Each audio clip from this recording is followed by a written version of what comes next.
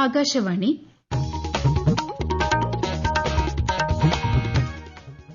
നമസ്കാരം. പ്രാദേശിക വാർത്തകൾ വായിക്കുന്നത് അശ്വതി.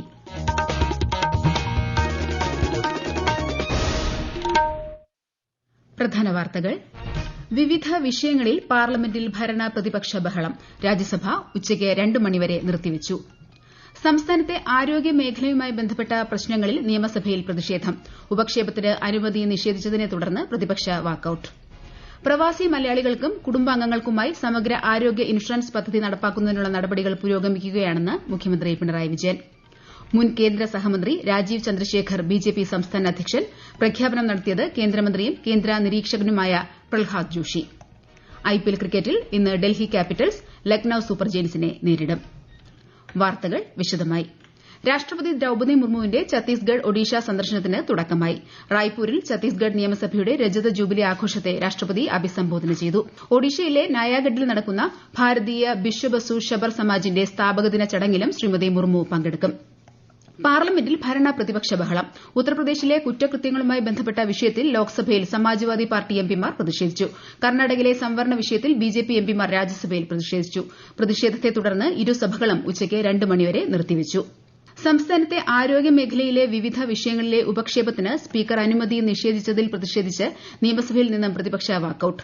കോഴിക്കോട് മെഡിക്കൽ കോളേജ് ആശുപത്രിയിൽ ചികിത്സാ പിഴവ് മൂലം രോഗി മരിച്ചതായി പരാതി, സർക്കാർ ആശുപത്രികളിലെ മരുന്നുക്ഷാമം എന്നീ വിഷയങ്ങളിൽ പ്രതിപക്ഷത്തു നിന്ന് പി.സി. വിഷ്ണുനാഥ് ആണ് നോട്ടീസ് നൽകിയത്. രാജ്യത്ത് ഏറ്റവും കൂടുതൽ പകർച്ചവ്യാധിയുള്ള സംസ്ഥാനമായി കേരളം മാറിയെന്ന് പ്രതിപക്ഷ നേതാവ് വി.ഡി. സതീശൻ പറഞ്ഞു. എലിപ്പനി അടക്കമുള്ള പകർച്ചവ്യാധികൾ തടയുന്നതിൽ സംസ്ഥാന സർക്കാർ പരാജയപ്പെട്ടെന്നും പ്രതിപക്ഷ നേതാവ് ആരോപിച്ചു. ഒറ്റപ്പെട്ട ചില സംഭവങ്ങളെ മുൻനിർത്തി ആരോഗ്യമേഖലയെ ഇകഴ്ത്താൻ ശ്രമിക്കുന്നത് നിർഭാഗ്യകരമാണെന്ന് മന്ത്രി എം.പി. രാജേഷ് മറുപടി നൽകി. മന്ത്രിയുടെ മറുപടിയെ തുടർന്ന് നടപടികൾ നിർത്തിവയ്ക്കണമെന്ന ഉപക്ഷേപത്തിന് സ്പീക്കർ അനുമതി നിഷേധിക്കുകയായിരുന്നു. പ്രവാസി മലയാളികൾക്കും അവരുടെ കുടുംബാംഗങ്ങൾക്കുമായി സമഗ്ര ആരോഗ്യ ഇൻഷുറൻസ് പദ്ധതി നടപ്പാക്കുന്നതിനുള്ള നടപടികൾ പുരോഗമിക്കുകയാണെന്ന് മുഖ്യമന്ത്രി പിണറായി വിജയൻ.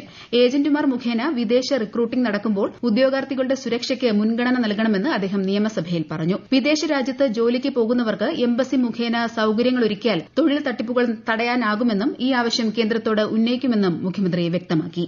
ഏതൊരു വിദേശ രാജ്യത്ത് ജോലിക്ക് ചെല്ലുമ്പോഴും ആ ജോലി സ്വീകരിക്കുന്നവർക്ക് എംബസി മുഖേന ഒരു സൌകര്യമൊരുക്കുക എന്നുള്ളതാണ്. എവിടെയാണോ തൊഴിൽ ചെയ്യേണ്ടത് ആ തൊഴിൽ ഉടമ എംബസിയുമായി ബന്ധപ്പെട്ട് ഈ ആളെ സ്വീകരിക്കുന്ന വരണം. അപ്പോൾ മറ്റ് തട്ടിപ്പുകളോ ആനുകൂല്യങ്ങൾ ലഭിക്കാതിരിക്കലോ മറ്റ് പ്രയാസങ്ങളോ ഒഴിവാക്കാൻ സാധിക്കും. പക്ഷേ നിർഭാഗ്യവശാൽ നമ്മുടെ രാജ്യത്തെ പൌരരുടെ കാര്യത്തിൽ ഇത്തരമൊരു നിലപാട് കേന്ദ്ര ഗവൺമെന്റ് ഇതേവരെ സ്വീകരിക്കാൻ തയ്യാറായിട്ടില്ല. വിവിധ ഘട്ടങ്ങളിൽ ഈ ആവശ്യം ഉന്നയിച്ചതാണ്. തൃശൂർ പൂരം കുറ്റമറ്റ രീതിയിൽ നടത്തുന്നതിന് സർക്കാർ വലിയ പ്രാധാന്യമാണ് നൽകുന്നതെന്ന് മുഖ്യമന്ത്രി പിണറായി വിജയൻ. പൂര നടത്തിപ്പുമായി ബന്ധപ്പെട്ട് ഈ മാസം 1-ാം തീയതി ചേർന്ന അവലോകന യോഗത്തിൽ കേന്ദ്ര വിജ്ഞാപനത്തിലെ നിബന്ധനകൾ നടപ്പാക്കുന്നതിലെ പ്രായോഗിക ബുദ്ധിമുട്ടുകൾ ചർച്ചയായിരുന്നു. യാതൊരു ബുദ്ധിമുട്ടുമില്ലാതെ പൂരം നടത്താനുള്ള നടപടികൾ ചർച്ച ചെയ്തെന്നും സാധ്യമായ നടപടികൾ സൂചിപ്പിച്ച് കേന്ദ്രമന്ത്രി പീയൂഷ് ഗോയലിന് കത്ത് നൽകിയതായും മുഖ്യമന്ത്രി വ്യക്തമാക്കി.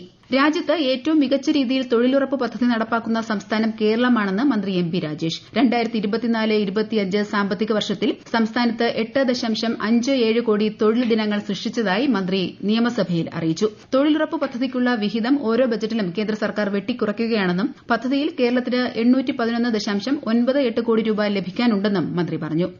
സംസ്ഥാനത്ത് ലഹരിവിരുദ്ധ പ്രവർത്തനങ്ങൾ ഊർജിതമാക്കാൻ മുഖ്യമന്ത്രി പിണറായി വിജയന്റെ നേതൃത്വത്തിൽ തിരുവനന്തപുരത്ത് ഉന്നതതല യോഗം പുരോഗമിക്കുന്നു. നിയമസഭാ ചേംബറിലാണ് യോഗം. മന്ത്രിമാരും പോലീസ്, എക്സൈസ് ഉന്നത ഉദ്യോഗസ്ഥരും പങ്കെടുക്കുന്നുണ്ട്. അന്വേഷണ സംഘങ്ങളെയും വകുപ്പുകളെയും സംയോജിപ്പിച്ച് ലഹരി വ്യാപനം തടയുന്നതിനുള്ള പുതിയ പദ്ധതികൾ യോഗത്തിൽ തീരുമാനിക്കും. ഹരിത കേരളം മിഷൻ പരിസ്ഥിതി സംഗമത്തിന് തിരുവനന്തപുരത്ത് തുടക്കമായി. 2 ദിവസത്തെ പരിപാടി ഇന്ന് മുഖ്യമന്ത്രി പിണറായി വിജയൻ ഉദ്ഘാടനം ചെയ്യും.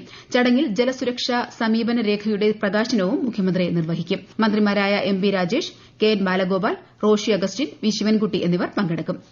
മുൻ കേന്ദ്ര സഹമന്ത്രി രാജീവ് ചന്ദ്രശേഖറെ ബിജെപി സംസ്ഥാന അധ്യക്ഷനായി ഔദ്യോഗികമായി പ്രഖ്യാപിച്ചു. ഇന്ന് തിരുവനന്തപുരത്ത് നടന്ന ബിജെപി സംസ്ഥാന പ്രതിനിധി സമ്മേളനത്തിൽ കേന്ദ്രമന്ത്രിയും കേന്ദ്ര നിരീക്ഷകനുമായ പ്രഹ്ലാദ് ജോഷിയാണ് പ്രഖ്യാപനം നടത്തിയത്. ചടങ്ങിൽ പാർട്ടി പതാക മുൻ അധ്യക്ഷൻ കെ. സുരേന്ദ്രൻ രാജീവ് ചന്ദ്രശേഖറിന് കൈമാറി. ദേശീയ നേതൃത്വത്തിന്റെ തീരുമാനത്തെ തുടർന്ന് ഇന്നലെ തിരുവനന്തപുരത്ത് ചേർന്ന കോർ കമ്മിറ്റി യോഗം ശ്രീ രാജീവ് ചന്ദ്രശേഖറെ ബിജെപി സംസ്ഥാന അധ്യക്ഷ സ്ഥാനത്തേക്ക് തെരഞ്ഞെടുക്കുകയായിരുന്നു. വയനാട് പുനരധിവാസ ടൌൺഷിപ്പിനുള്ള 1ാംഘട്ട ഗുണഭോക്തൃ പട്ടികയിൽ ഉൾപ്പെട്ടവർക്ക് സമ്മതപത്രം നൽകാനുള്ള സമയപരിധി ഇന്ന് അവസാനിക്കും. ടൌൺഷിപ്പിൽ വീട് വേണോ സാമ്പത്തിക സഹായം വേണോ എന്നത് പരിശോധിച്ച ശേഷം ഗുണഭോക്താക്കളുടെ അന്തിമ പട്ടിക ഏപ്രിൽ 20-ന് പ്രസിദ്ധീകരിക്കും. ഈ വാർത്തകൾ ആകാശവാണിയിൽ നിന്ന്. ആകാശവാണി വാർത്തകളും വാർത്താധിഷ്ഠിത പരിപാടികളും all India radio news Thiruvananthapuram YouTube ചാനലിലും @all India radio news Thiruvananthapuram Facebook പേജിലും AR News _ ഇൻസ്റ്റഗ്രാം അക്കൌണ്ടിലും @AR News _ TVM X ഹാൻഡിലും ലഭ്യമാണ്. കോട്ടയം ജില്ലയിൽ ആകാശവാണി പാർട്ട് ടൈം കറസ്പോണ്ടന്റിനെ കരാർ അടിസ്ഥാനത്തിൽ നിയമിക്കുന്നതിനുള്ള അപേക്ഷ ക്ഷണിക്കുന്നു. അപേക്ഷകർ ജില്ലാ ആസ്ഥാനത്ത് നിന്നും 10 കിലോമീറ്റർ ചുറ്റളവിൽ സ്ഥിര താമസക്കാരായിരിക്കണം. കൂടുതൽ വിവരങ്ങൾക്ക് prasarbharati.gov.in എന്ന വെബ്സൈറ്റ് സന്ദർശിക്കുക. അപേക്ഷകൾ സ്വീകരിക്കുന്ന അവസാന തീയതി മെയ് 30. വിശദവിവരങ്ങൾക്ക് തിങ്കൾ മുതൽ വെള്ളി വരെ രാവിലെ 10 മണി മുതൽ വൈകുന്നേരം 5 മണി വരെ 0471 232 4983 എന്ന നമ്പറിൽ ബന്ധപ്പെടുക.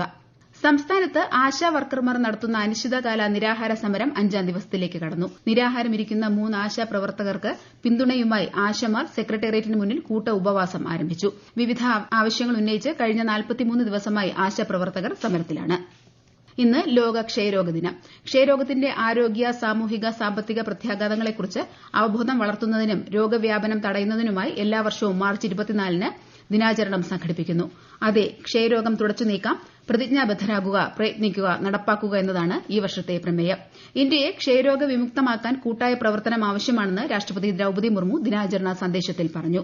ക്ഷയരോഗ ദിനാചരണത്തോടനുബന്ധിച്ച് സംസ്ഥാനത്തും വിപുലമായ പരിപാടികൾ സംഘടിപ്പിച്ചു. ദിനാചരണത്തിന്റെ സംസ്ഥാനതല ഉദ്ഘാടനവും 100 ദിന കർമ്മ പരിപാടിയുടെ സമാപനവും തിരുവനന്തപുരത്ത് നടന്നു. ക്ഷയരോഗം തുടച്ചു നീക്കാൻ ഒരുമിച്ചുള്ള പ്രവർത്തനം അനിവാര്യമാണെന്ന് ആരോഗ്യമന്ത്രി വീണ ജോർജ് ഇന്നലെ ദിനാചരണ സന്ദേശത്തിൽ പറഞ്ഞു. ക്ഷയരോഗത്തിനെതിരെയുള്ള അവബോധമാണ് മികച്ച പ്രതിരോധ മാർഗ്ഗമെന്നും ലക്ഷണങ്ങൾ കണ്ടാലുടൻ ചികിത്സ തേടണമെന്നും കൊല്ലം ജില്ലാ ആശുപത്രിയിലെ ശ്വാസകോശ രോഗ വിദഗ്ധ ഡോക്ടർ വിനീത നായർ ആകാശവാണി വാർത്തകളോട് പറഞ്ഞു. ടിബിയുടെ ചികിത്സ 6 മാസം തൊട്ട് 18 മാസം വരെ നീണ്ടു നിൽക്കാം. ടിബിയുടെ ലക്ഷണങ്ങൾ ഉള്ളവര് ഉടൻ തന്നെ ഡോക്ടറെ സമീപിക്കുകയും ഡോക്ടറുടെ നിർദ്ദേശമനുസരിച്ച് സമഗ്രമായ പരിശോധനകൾ നടത്തേണ്ടതാണ്. ടിബിയുടെ പരിശോധനകളും ചികിത്സയും സൗജന്യമായി എല്ലാ ആരോഗ്യ കേന്ദ്രങ്ങളിൽ ലഭ്യമാണ്. ടിബി പൊതുസ്ഥലങ്ങളിൽ എളുപ്പത്തിൽ പകരുന്ന ഒരു രോഗമാണ്. എന്നാൽ പൂർണ്ണമായി ചികിത്സിച്ച് ഭേദമാക്കാവുന്ന രോഗമാണ്. അതിനാൽ പരിഭ്രാന്തിയല്ല, അവബോധം തന്നെയാണ് ടിബി രോഗത്തിന് പ്രതിരോധത്തിനുള്ള മാർഗം. നമുക്ക് ഒന്നിച്ച് ടിബി നിർമ്മാർജ്ജനം ചെയ്യാം.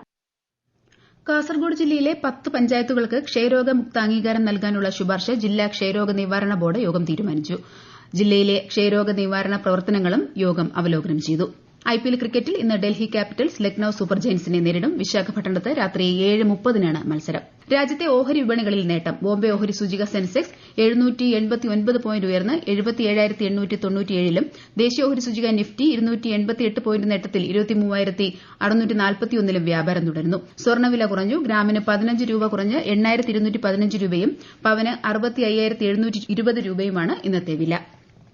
ഇടുക്കി അണക്കെട്ടിലെ ജലനിരപ്പ് 50% താഴ്ന്നു. ചൂട് കനക്കുകയും വൈദ്യുത ഉൽപാദനം വർദ്ധിപ്പിക്കുകയും ചെയ്തതോടെയാണ് അണക്കെട്ടിലെ ജലനിരപ്പ് ക്രമാതീതമായി താഴ്ന്നു തുടങ്ങിയത്. കൂടുതൽ വിവരങ്ങളുമായി ആകാശവാണി ഇടുക്കി ജില്ലാ പ്രതിനിധി രതീഷ് കൃഷ്ണ.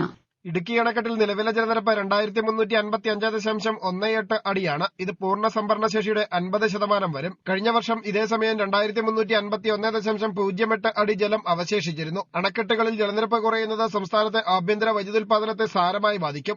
81.90 ദശലക്ഷം യൂണിറ്റ് വൈദ്യുതി പുറം സംസ്ഥാനങ്ങളിൽ നിന്നും വിലയ്ക്ക് വാങ്ങിയപ്പോൾ 19.26 ദശലക്ഷം യൂണിറ്റ് വൈദ്യുതി ആഭ്യന്തരമായി ഉൽപ്പാദിപ്പിച്ചു. കുംഭമേളയിൽ മഹാമണ്ഡലേശ്വർ പദവിയിലെത്തിയ സ്വാമി ആനന്ദവനം ഭാരതി കൊല്ലത്ത് അമൃതാനന്ദമയി മഠം സന്ദർശിച്ചു. ആശ്രമത്തിലെ മുതിർന്ന സന്യാസിമാരും അന്തേവാസികളും ചേർന്ന് അദ്ദേഹത്തിന് സ്വീകരണം നൽകി. ലഹരി വ്യാപനത്തിനെതിരെ തൃശൂർ പുതുക്കാട് ജനസഭ സംഘടിപ്പിച്ചു. കെ രാമചന്ദ്രൻ MLA ഉദ്ഘാടനം ചെയ്തു. ലഹരിക്കെതിരെ ജാഗ്രതാ സമിതികൾ രൂപീകരിക്കാനും ജനകീയ പങ്കാളിത്തത്തോടെ തുടർ പ്രവർത്തനങ്ങൾ ഏകോപിപ്പിക്കാനും യോഗത്തിൽ തീരുമാനമായി. പ്രധാന വാർത്തകൾ വീണ്ടും.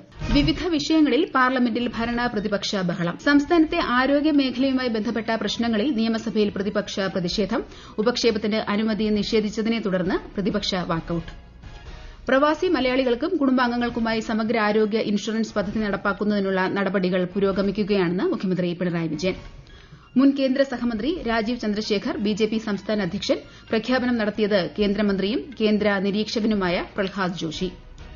IPL ക്രിക്കറ്റിൽ ഇന്ന് ഡൽഹി ക്യാപിറ്റൽസ് ലക്നൌ സൂപ്പർ ജയന്റ്സിനെ നേരിടും. പ്രാദേശിക വാർത്തകൾ കഴിഞ്ഞു. അടുത്ത വാർത്താ പ്രക്ഷേപണം 12:50-ന്.